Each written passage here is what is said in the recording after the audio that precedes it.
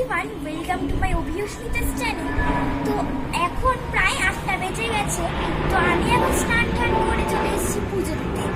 আর পুজো দেওয়ার কাজে যেহেতু ফুল লাগে, তো তাই জন্যই প্রথমেই চলে এসেছি ছাদে। দেখছি এখানে একটা বিশাল বড় গাঁদা ফুল ফুটেছে, কি সুন্দর লাগছে। তো আমি এখন এই গাঁদা ফুলটা তুলে ফেলছি, কারণ পুজোতে যেহেতু লাগবে। দেখো কি সুন্দর না গাঁদা ফুলটা। এটা হলুদ গাঁদাও ফুটেছে।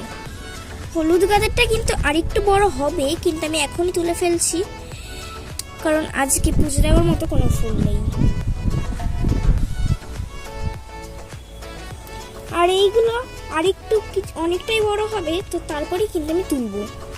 এখানে অনেকগুলো রক্ত গাঁদা রয়েছে, অনেকগুলো ফুটেছে, কিন্তু আমি এই দুটোই তুলবো, কারণ এই দুটোই বড় হয়েছে।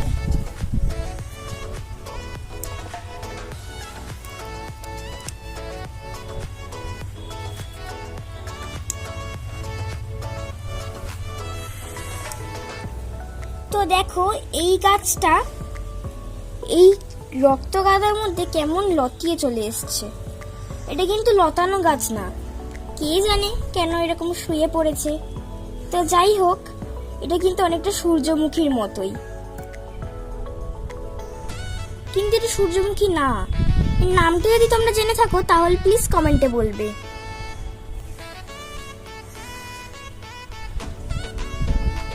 তো এই ফুলটা অনেকটাই ছোট রয়েছে, তো তুলেই ফেলি।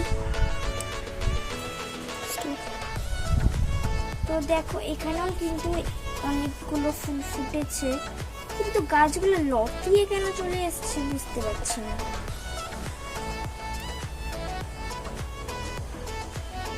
তো আমি এরগুলো তুলে ফেললাম। তো তোমাদেরকে আমি আগের ব্লকে দেখিয়েছিলাম যে এই চন্দ্রমল্লিকা গাছটা আমি পুঁতিনি। এই চন্দ্রমল্লিকার ফুলটা কিন্তু অনেকটাই বড় হয়ে গেছে, আর 2-3 দিনের মধ্যেই কিন্তু পুরো ফুটে যাবে। তো দেখো এখানে কিন্তু এই সেমই গাছ, কিন্তু এই লাইট কালার একটু। তো এটাও কিন্তু আমি তুলে ফেলছি।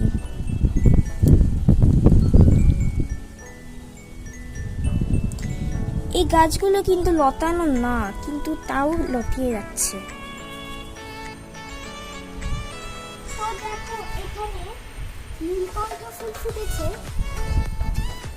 একটাই ফুল ফুটেছে, আর সব কুড়ি রয়েছে, এগুলো হয়তো কালকের মধ্যেই ফুটে যাবে।